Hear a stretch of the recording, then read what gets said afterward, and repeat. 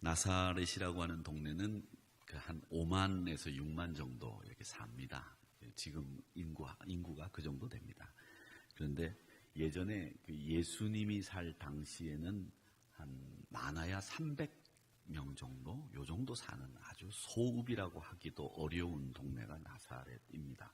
지난 시간에 참석하지 않으신 분들을 위해서 잠깐 더 설명을 드리면, 여기서 그 세포리스라고 하는 곳이 있는데 지금은 지폴이라고 불리는 곳으로 나사렛과 굉장히 가까운 곳에 있는 이 갈릴리 지역 영주, 그러니까 영주가 행정수도로 삼은 곳이 세포리스다, 이렇게 말씀을 드렸습니다.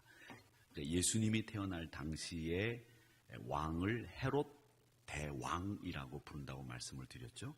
헤롯 대왕. 그 헤롯 대왕이 죽고 난 뒤에 헤롯 대왕은 이 갈릴리 지역 전체를, 그러니까 팔레스타인 지역 전체를 3등분을 해서 아들들에게 나누어 줍니다. 그게 아켈라오, 빌립비, 그 다음에 안티퍼스라고 하는 세 왕자에게 이 땅을 나누어 줘요. 세 등분을 해서. 그러니까 세 등분을 하지 않았으면 아마 세 아들 중에서 왕이 되려고 왕권 싸움을 했겠죠. 그러니까 그 왕권 싸움을 할 필요 없이 땅을 세 등분해서 다 각각 나누어 줘 버렸는데, 이 나사렛 지역은 안티퍼스, 그 중에서 제일 왕이 될 수 있는, 그리고 왕의 자격과 가까운 제일 유능한 아들에게 물려준 곳이 이 갈릴리 지역이었습니다. 근데 이 갈릴리 지역이 헤롯 안티퍼스가 영주로, 그러니까 분봉왕이라고 하는 말을 쓰는데, 분봉왕으로 세워져서 그 수도를 잡은 곳이 세포리스라고 하는 겁니다. 그러니까 갈릴리의 중심 도시가 세포리스죠.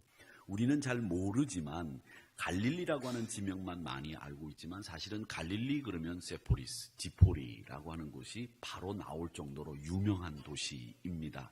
근데 이 유명한 도시가 또 유명한 이유 중에 하나가 있는데, 그게 뭐냐면 이 2000년 전 예수님 당시에 회당이 남아있다는 겁니다. 근데 그 회당은 지을 때에 이 지역에 있는 이 젊은 남자들이 다 동원이 되어서 이 세포리스에 있는 회당을 짓게 되는데, 그렇다면 나사렛에서 살던 예수님도 역시 이 세포리스의 회당에 건축 참여를 했을 거다라고 보는 거죠. 그래서 이 세포리스 회당이 남아있는 의미는, 예수님이 사생활을 하시면서 목수로서 사명을 감당하고 계실 때 요셉의 아들로서 아버지의 가업을 이으면서 이 세포리스 회당 건축에 참여했을 거라고 보는 거고, 그래서 그 회당이 지금도 남아있는 것에 굉장히 의미를 둔다, 이렇게 말씀을 드렸습니다. 이 나사렛이라고 하는 동네가 지금 200에서 300명 모이는 소도시, 소읍, 소읍이라고 말하기도 참 어렵다, 이렇게 말씀을 드렸는데, 만약에 우리가 생각을 좀 바꾸어서 이렇게 한번 생각해 보세요. 나사렛 예수가 아니라 예루살렘 예수, 혹은 베들레헴 예수, 이렇게 우리가 만약에 예수님을 부른다고 하면 분명히 이스라엘 사람들에게도 그렇고 우리에게도 조금 더 비중 있게, 무게 있게 다가올 것은 틀림이 없습니다. 그런데 성경도 그렇고 예수님 자신도 당신을 예루살렘 예수, 베들레헴 예수라고 하지 않으셨어요. 나사렛 예수라고 불렀다, 이렇게 하는 것이, 이 예수님이 당신이 출생지 베들레헴의 이름을 딸 수도 있었는데도 불구하고 그렇게 따지 않고 당신이 자란 조그마한 도시라고 부르기도 어려운 그곳의 이름을 따서 나사렛 예수라고 불렀던 이유가 뭘까? 우리는 그 이유를, 여러분들 제가 말씀드리지 않아도 충분히 머릿속에서 그 이유를 이해하실 수 있으리라고 생각을 합니다. 제가 이 나사렛에 관련된 설교가 어떤 설교가 있는가 쭉 이렇게 훑어보니까 여기 명성교회 김사만 목사님의 설교가 나사렛에 관련된 설교가 있더라고요. 그래서 제가 한 7, 8분 정도를 이렇게 쭉 들어보니까 김 목사님은 이 나사렛을 설교하시면서 이렇게 설교하시더라고요. 평범한 마을 나사렛, 이렇게 설교를 하시더라고요. 그런데 제가 그 설교를 들으면서, 목사님이 나사렛을 평범한 도시로 이해하시고 설교를 하시는구나, 이렇게 이제 이해를 했는데, 사실은 이 나사렛은 평범에도 지나지 못할 정도로 이 아주 평범해도 못 미치는 도시가 나사렛입니다. 그러니까 오히려 사람들에게는 평범 이하로 무시당하고 멸시당하는 동네가 나사렛이었다, 이렇게 생각을 하시면 되겠습니다. 그래서 예수님이 스스로 나사렛 예수라고 부르셨고, 또 많은 사람들, 또 성경 기자들이 나사렛이라고 하는 이야기를 했던 이유는 인정받지 못한 사람들, 소외받은 사람들, 우리가 생각하지 못했던 것까지도 생각하는 분이라고 하는 뜻으로 이 나사렛이라고 하는 이 예수님 이름에 붙인 이 지명이었다, 이렇게 생각을 하시면 되겠습니다. 이 나사렛에서 예수님이 어떤 일을 당하셨는지 지난 시간 우리가 한 가지를 같이 공부를 했는데, 이 나사렛은 예수님을 고향이면서도 사실은 예수님을 유일하게 배척했던 곳입니다. 심지어는 이 나사렛에서 예수님을 산 위로 끌고 올라가셔서 낭떠러지에서 밀어뜨려 죽이려고까지 했던 곳이 나사렛이라고 하는 곳입니다. 누가복음 4장 29절에 보면 이 동네 밖으로 쫓아내가지고 그 동네가 건설된 산, 낭떠러지가 있는데 그곳까지 끌고 가서 밀쳐서 예수님을 떨어뜨리려고 했다라고 하는 말씀이 있습니다. 그러니까 자기 고향 사람인데 무슨 이유 때문에 예수님을 죽이려고까지 했는지 모르겠습니다. 그러니까 예수님도 죽을 곳까지 끌려가셨던 것 같아요. 근데 이 십자가에 달려서 돌아가셨기 망정이지, 만약에 낭떠러지에서 떨어져서 돌아가셨다고 한다면 이게 무슨 일일까 싶을 정도로 이 낭떠러지까지 끌고 가서 예수님을 밀어뜨리려고 했다는 이야기가 나옵니다. 그러니까 이 기록이 남아있는 것을 보면 이 동네 사람들이 얼마나 완악한지를 알 수 있는데, 그런데도 불구하고 예수님은 이 고향 사람들에 대한 사랑의 끈을 놓지 않았습니다. 싫어하지 않으셨습니다. 그러니까 예수님은 조석변개하는 이 사람들의 마음하고는 달리 우리를 계속 사랑하시는 하나님의 사랑을 우리에게 보여주고 있다라고 하는 것을 지난 시간에 우리가 교훈으로 배웠습니다. 제가 조석변개라고 그렇게 말씀을 드렸는데, 가끔 제가 말이 충청도 말하고 경상도 말하고 이렇게 섞여서 나옵니다. 그래서 오늘 새벽에도 동병상련을 동병상린이라고 이렇게 읽었다고, 제가 오늘 아침에 밥 먹으면서 동병상련인데 왜 사투리 쓰듯이 상린이라고 했느냐, 이렇게 해서 또 이야기를 제가 이게 말이 좀 이상해요. 제가 옛날에는 꼭 쓰던 말들이 있었는데 제가 이렇게 좀 어설픕니다. 그러니까 양해해 주시고 여러분들이 이해를 해 주시고 들어주시면 좋겠습니다. 근데 조석변개, 아침 저녁으로 우리 사람 마음이 변하잖아요. 그런데 예수님은 그렇게 변하지 않으셨다라고 하는 거죠. 나사렛에서 배우는 두 번째 교훈입니다. 두 번째 교훈은, 우리가 이 나사렛은 예수님이 가브리엘 천사를 통해서 마리아, 처녀인 마리아에게 잉태되어진다라고 하는 수태고지를 받았던 도시가 나사렛이라고 하는 곳입니다. 지난주에 제가 수태고지 교회 모습을 보여드렸는데, 이 수태고지 교회 안에는 마리아 집터가 또 남아 있습니다. 마리아 집터가 굉장히 높이 있죠. 사람이 저렇게 낮게 있는데 이게 집터라고 하는데, 제가 볼 때는 후일에 이 믿음을 지키려고 하는 성지순례자들이 아마 이 집터를 꾸미지 않았을까, 이렇게 생각이 됩니다. 이것도 십자군 전쟁이 일어났을 때 여러분들이 책방에 가면 굉장히 유명한 시오노 나나미라고 하는 일본 작가가 있습니다. 이 사람이 쓴 로마인 이야기가 우리 한국 분들이 굉장히 많이 읽으셨는데, 이 시오노 나나미라고 하는 분이 쓴 책 중에서 십자군 전쟁 얘기가 있습니다. 한 700페이지 정도 되는 책인데, 그 시오노 나나미 십자군 전쟁을 보면 뭐라고 되어 있느냐면, 십자군들이 이 예루살렘을 탈환한 다음에 제일 먼저 한 일이 뭐냐면 성지를 성지답게 만드는 일, 이걸 많이 했다고 합니다. 근데 사실 십자군 전쟁이 8번에 걸쳐서 유럽에서 십자군 전쟁이 갔거든요. 근데 그 중에서 3번 정도만 진짜 성지 탈환을 위해서 갔지, 나머지는 다 자기들 이권 때문에 갔어요. 예를 들어서 영국 왕 리차드가 십자군 전쟁에 참여를 했을 때에 이 사람이 이제 그 두로와 시돈이라고 하는 그쪽으로 이제 배를 타고 가가지고서 이슬람 살라딘하고 전쟁을 벌이는데, 그때 가다가 우리 성경에 보면 구브로라고 하는 곳이 있죠. 구브로라고 하는 게 키프로스 섬입니다. 크레테 섬이라고 하는 곳이 지중해 섬이 두 개가 유명한데, 성경에 나오는 이 섬 중에서 그레타라고 하는 섬이 그레데라고 하는 그 디도가 목회를 한 곳이고요. 키프로스라고 하는 섬은 구브로라고 해서 바나바가 태어난 고향입니다. 근데 그 키프로스 섬에 있는 황제를 이렇게 전쟁을 해가지고 누이를 거기서 구출해내고 뭐 이런 일들 때문에 십자군 전쟁이 완전히 십자군 전쟁처럼 일어나지를 않았어요. 그런데 이 사람들이 도착해서 예루살렘만 탈환하면 하는 일이 뭐였느냐면 성지를 이렇게 꾸미는 일을 했다는 거예요. 그래서 아마 이런 수태고지 교회 같은 그런 교회들이 다 꾸며지기를 그 당시 이 십자군 전쟁 당시에 꾸며지지 않았겠는가 이렇게 봅니다. 자, 그런데 이 마리아 집터를 여러분들에게 보여드린 이유는 누가복음 1장 26절 이하에 보면 가브리엘 천사가 나사렛에게 나타나요. 나사렛에 있는 마리아에게 나타납니다. 그래서 뭐라고 얘기하느냐 하면, 야, 너가 이제 아기를 가질 텐데 그 아기가 이제 세상을 구원해 줄 메시아가 된다. 이렇게 얘기를 하니까 이 마리아 입장에서는 처녀거든요. 남자를 알지 못하는 거죠.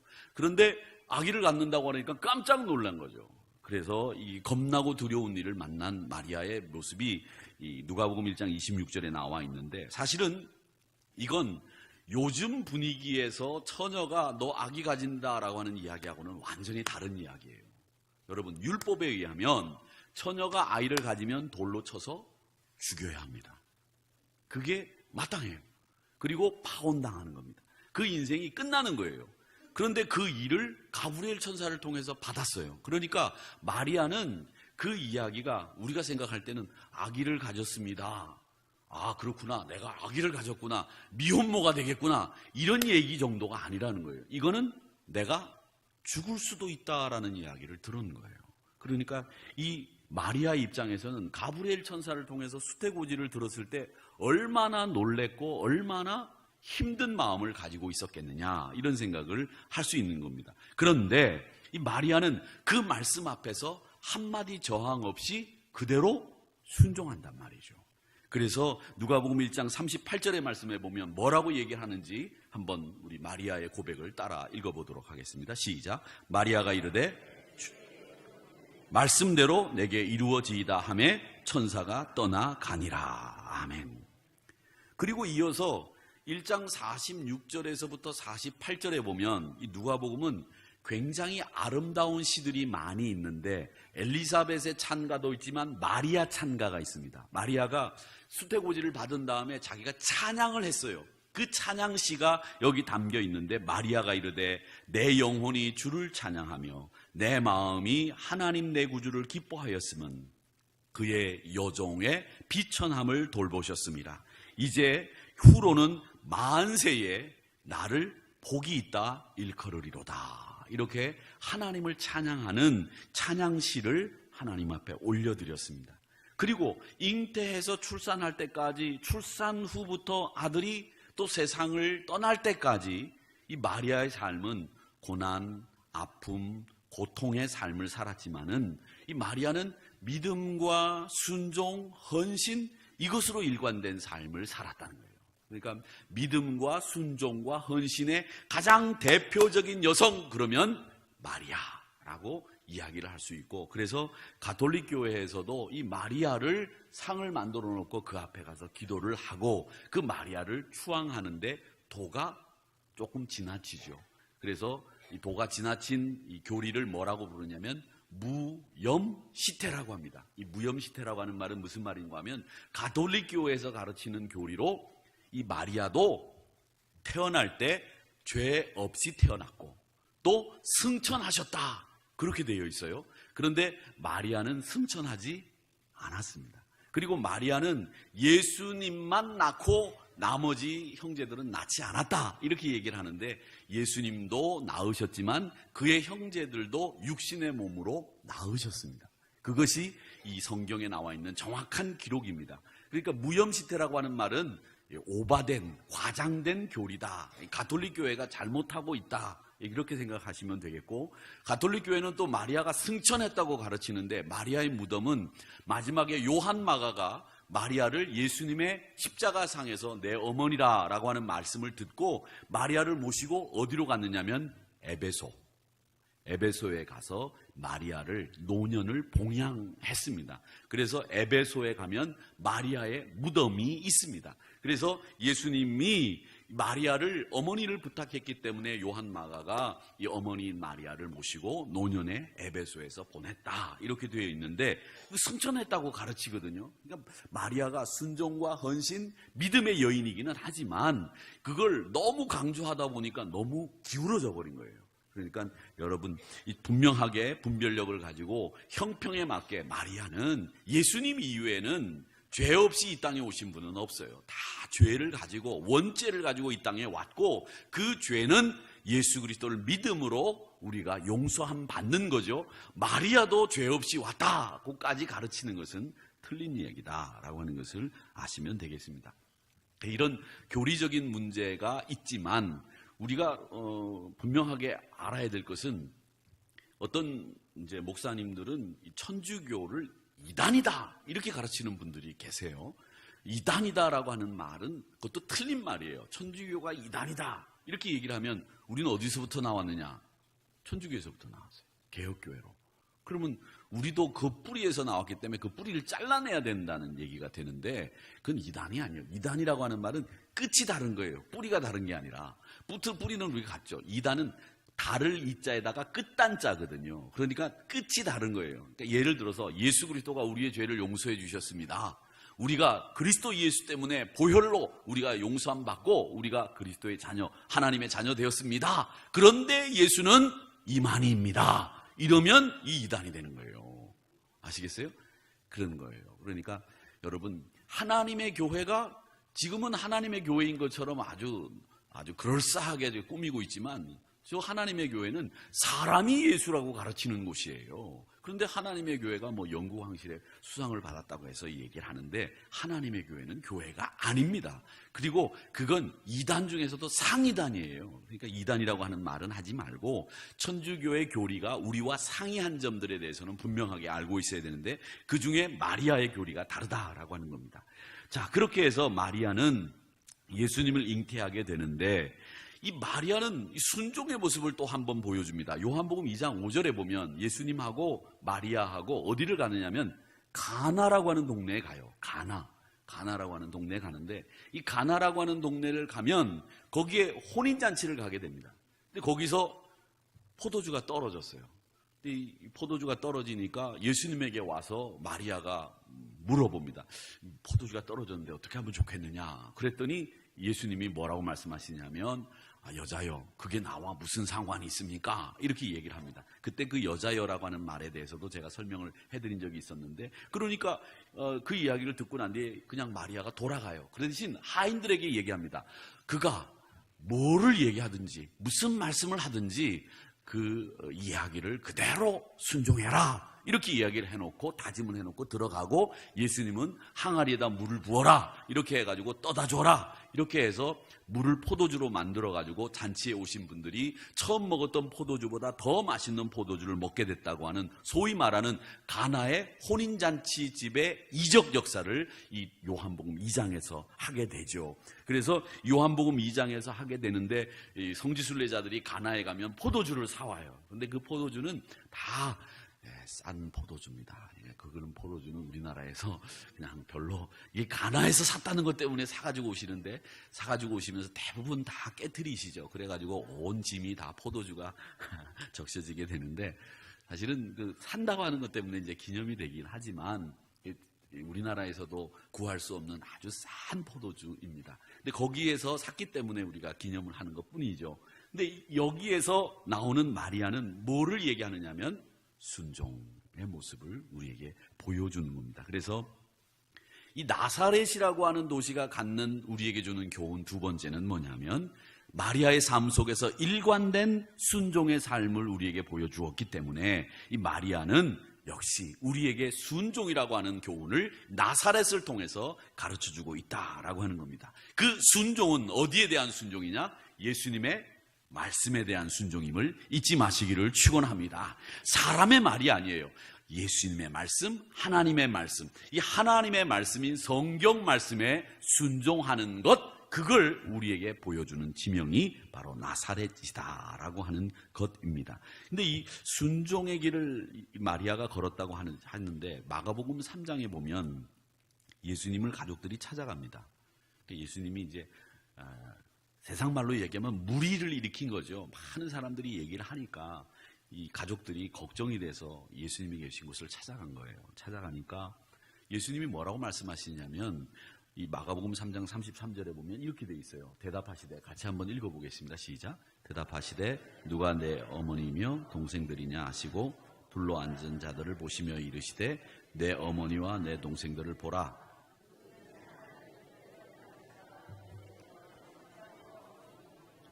아멘. 마가복음 3장에 나오는 이 말씀 35절 말씀을 이렇게 읽어보면 어머니 마리아 입장에서는 어떻겠어요? 기분이 좋았겠습니까? 1번. 2번. 서운했겠습니까? 2번이 답이에요. 서운했을 거예요. 아니, 어머니가 찾아가고 형제들이 찾아갔는데 우리 보고 가족이 아니라고? 내 어머니와 내 형제와 자매는 하나님의 뜻대로 행하는 자가 내 어머니고 내 형제고 내 자매다. 이렇게 얘기를 하니까 냉정하게 들리고 서운하게 들리시죠. 그런데 마리아는 그런 마음 전혀 갖지 않았다는 겁니다. 이게 어머니 마음인 것 같아요. 어머니 마음. 어머니는 항상 그 어머니라고 하는 말만 탁 나와도 여러분 어떠세요? 가슴이 꽉 메이시죠. 어머니. 참 우리가 생각할 때 그 어머니라고 하는 단어는 우리 가슴에 뭔가를 이렇게 팍 이렇게 충격을 주는 단어인 것 같아요. 근데 그 어머니는, 마리아는 이 말씀을 듣고도 그저 순종하고 헌신하고 믿음의 길을 지켜나가는 어머니로서 십자가에 달려 돌아가실 때도 그 고통과 힘든 모습을 그냥 지켜보면서 마지막까지 그 자리를 지켰던 분이 어머니 마리아였다는 겁니다. 그러니까 그 어머니를 쳐다보면서 예수님이 십자가에서 어떤 마음을 가지셨겠어요? 요한마가에게 내 어머니다 라고 하는 말씀을 하지요. 그리고 또 여자여 보소서 아들입니다 라고 하는 이야기를 요한복음 19장 26절에서 이야기를 하고 있습니다. 자, 그런 순종의 모습을 보여주는데 이 순종의 모습이 또 한 군데 나오는 게 있어요. 사도행전 1장 14절에 보면 예수님의 어머니인 마리아가 어떻게 하셨느냐? 120명의 성도들이 마가의 다락방에 모여서 기도할 때에 이 어머니 마리아도 그 자리에 있었던 것으로 되어 있습니다. 자, 1장 14절 같이 읽어보겠습니다. 시작. 여자들과 예수의 어머니 마리아와 예수의 아우들과 더불어 마음을 같이하여 오로지 기도에 힘쓰더라. 아멘. 그 120명의 문도들이 마가의 다락방에 모여서 성령 임재를 간구하면서 기도할 때에 같이 기도하던 분들 중에 아우들과 어머니 마리아도 있었다는 거예요. 그러니까 이 어머니가 얼마나 이 아들을 위해서 애를 쓰며 기도를 하셨는지를 알 수 있다라고 하는 것을 볼 수 있습니다. 그래서 마리아는 순종, 믿음, 헌신, 이 세 단어를 가장 대표하는 여성으로서 나사렛에서 살았던 마리아였다, 이렇게 기억을 하시면서 마리아의 믿음, 헌신, 순종, 이 세 가지를 여러분도 꼭 닮아 가시는 우리 한우리교회 좋은 여성 신도가 되시기를 주님의 이름으로 축원합니다. 그 다음에 마지막으로 나사렛에서 배우는 교훈 세 번째는, 이 나사렛은 이 하나님의 권능을 예수님이 드러내신 곳입니다. 사도행전 2장 22절 말씀에 보면 이런 말씀이 있습니다. 자, 읽어보겠습니다. 시작. 이스라엘 사람들아, 너희도 아는 바와 같이 하나님께서 나사렛 예수로 큰 권능과 기사와 표적을 너희 가운데서 베푸사 너희 앞에서 그를 증언하셨느니라. 아멘. 요엘 선지자도 이 말씀을 하셨어요. 그러니까 이 이야기는, 이 사도행전 2장 이 이야기는 누가 한 말씀이냐면 그냥 성경만 읽지 말고 이 성경이 어디서 나온 말씀인지를 알고 들으면 훨씬 더 이해가 빠르죠. 베드로 사도의 설교 중에 나오는 말씀이에요. 근데 베드로 사도가 설교를 하면서 나사렛 예수라고 표현한 거예요. 그런데 나사렛 예수라고 표현하면서 뭐라고 말씀하셨냐면 나사렛 예수가 하나님의 권능과 기사와 표적을 너희에게 보여주셨고 너희 앞에서 내가 그를 증언한다. 이렇게 이야기를 하시고 있습니다. 그리고 또 사도행전 10장에 보면 베드로 사도가 고넬료의 집을 찾아가서 하는 말씀도 보면 뭐라고 얘기하느냐면 나사렛 예수에게 성령과 능력을 기름 붓듯 하셨음에 이렇게 얘기를 합니다. 그러니까 나사렛 예수라고 하는 그분에게 성령과 능력을 기름 붓듯이 부었다라고 하는 겁니다. 그러니까 이 나사렛이라고 하는 동네는 어떤 곳이냐? 하나님의 권능이 드러난 도시, 하나님의 권능이 드러난 도시가 바로 나사렛이다라고 하는 것을 여러분 꼭 기억하시기를 주님의 이름으로 축원합니다. 여러분, 그렇기 때문에 크고 작음이 문제가 아니에요. 사람이 똑똑하고 잘나고가 문제가 아니라 하나님의 권능이, 하나님의 능력이 임하느냐 임하지 않느냐, 이게 중요한 거죠. 사람 됨됨이보다도, 사람의 그 똑똑함보다도 하나님의 권능이 중요하다라고 하는 것을 우리에게 보여주는 말씀이 베드로 사도를 통해서 우리에게 말씀하시는 거예요. 그러니까 우리가 쓰임받는다고 하는 것은 똑똑한 사람이 쓰임받고 잘난 사람이 쓰임받는 게 아니고 하나님의 권능이, 하나님의 능력이 임한 사람이 하나님의 들림을 받고 쓰임받는 사람이 된다라고 하는 것을 이 나사렛을 통해서 배우게 되는 교훈이다. 여러분 잊지 마시기를 축원합니다. 그러니까 주의 일이라고 하는 것은 여러분의 지혜를 가지고 여러분의 재능을 가지고 감당하는 게 아니에요. 그건 노동이라니까요. 노동이에요. 그러니까 여러분 주의 일은 노동하는 게 아니라 주의 일은 은혜로 감당해야 그게 봉사가 되고 그게 헌신이 되는 거란 말이죠. 그러니까 우리 사랑하는 성도 여러분, 여러분은 교회 안에서 노동하지 마세요. 노동하시면 안 돼요. 교회 안에서는 봉사와 헌신이 이루어져야 되는데 그 봉사와 헌신은 내 힘으로 하는 게 아니라 주께서 부어주신 능력과 권능으로 하는 것, 그게 바로 은혜로 하는 것이고 그게 봉사고 그게 헌신이라는 거예요. 그러니까 여러분 그런 헌신과 봉사의 주인공들이 되시기를 주님의 이름으로 축원합니다. 그래서 이 나사렛을 통해서 배우는 우리의 세 번째 교훈은 그것입니다. 바로 우리는 헌신을 하되 하나님을 위해서 봉사를 하되 그게 주의 권능과 능력으로 하는 것이다 라고 하는 것을 꼭 기억하시기를 주님의 이름으로 축원합니다. 교부 중에 교부가 있는데 이 교부라고 하는 말은 예수님의 제자들이 있잖아요. 예수님의 제자를 12제자를 이야기합니다. 그 다음에 70명의 제자가 있잖아요. 그리고 그 제자들의 제자가 있어요. 그 사람들을 속사도라고 합니다. 한번 따라해보세요. 속사도. 그러니까 제자, 사도들 12명과 70명의 사도들의 제자, 그 사람을 속사도라고 해요. 이제 이 사람들까지는 예수님을 만나본 사람들이 있어요. 근데 그 속사도의 제자들을 뭐라고 부르냐면 교부라고 부릅니다. 교부. 교부. 아시겠어요? 근데 이 교부들이 남긴 글들이 많고 이 교부들끼리 막 논쟁을 벌이면서 우리 지금의 교리들을 세워나갔어요. 그 교부 중에 유명한 사람이 삼위일체 교리를 세운 교부가 있는데 그 사람이 이레네우스라고 하는 교부예요. 이레네우스라는 사람인데 여러분 이름 외우라고 그랬습니까? 외우지 말라고 그랬습니까? 외우면 안 됩니다. 절대 외우지 마세요. 그냥 제가 말씀드리면 이 시성을 가진 레네우스 이렇게만 알고 계시고 그냥 오늘 목사님 수요일날 설교한 교부 이름 뭐야? 그냥 이렇게 얘기하시면 돼요. 이름 외우지 마시고 그리고 저한테 물어보시면 제가 대답해 드리면 된다. 이 공식은 절대 변함이 없는 공식이에요. 외우지 마라. 절대 외우지 말고 쓰시는 분들이 가끔 계세요. 제가 뭐 이렇게 보면 막 이렇게 쓰시는 분들 쓰지 마세요. 쓰면 나중에 제가 또 얘기를 해야 될 때는 목사님 이거 몇 월 며칠날 얘기한 건데 이거 아니래요. 싹 잊어버리세요. 설교는 그때 잊어버리는 게 은혜가 됩니다. 아시겠죠? 그때 잊어버리세요. 바로 잊어버리세요. 지난 주일날 설교 생각나시는 분 있으면 은혜가 안 된 거예요. 지난 주일날 설교 생각나세요? 안 나죠? 할렐루야. 그게 은혜 받은 거예요.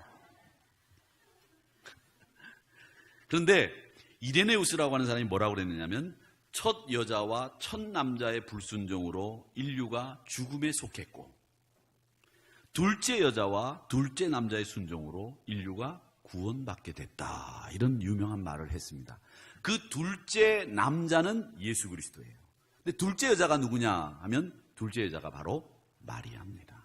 이레네우스는 이 마리아의 역할이 얼마나 소중하고 우리에게 신앙의 모델이 되는지를 알고 있었기 때문에 이 이야기를 하신 거란 말이죠.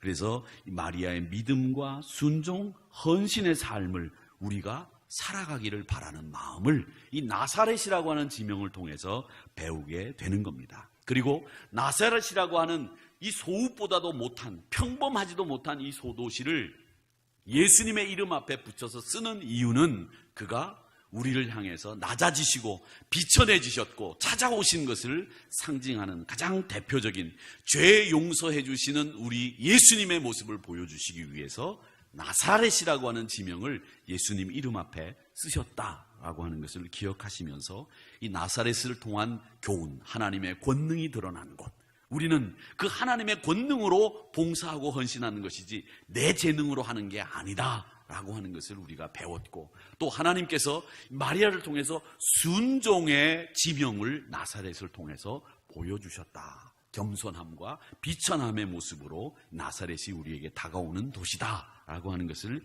잊지 마시고, 이 나사렛의 교훈을 여러분 가슴속에 새기시는 여러분 모두, 저와 여러분 모두가 되시기를 주님의 이름으로 축원합니다. 기도하겠습니다. 아버지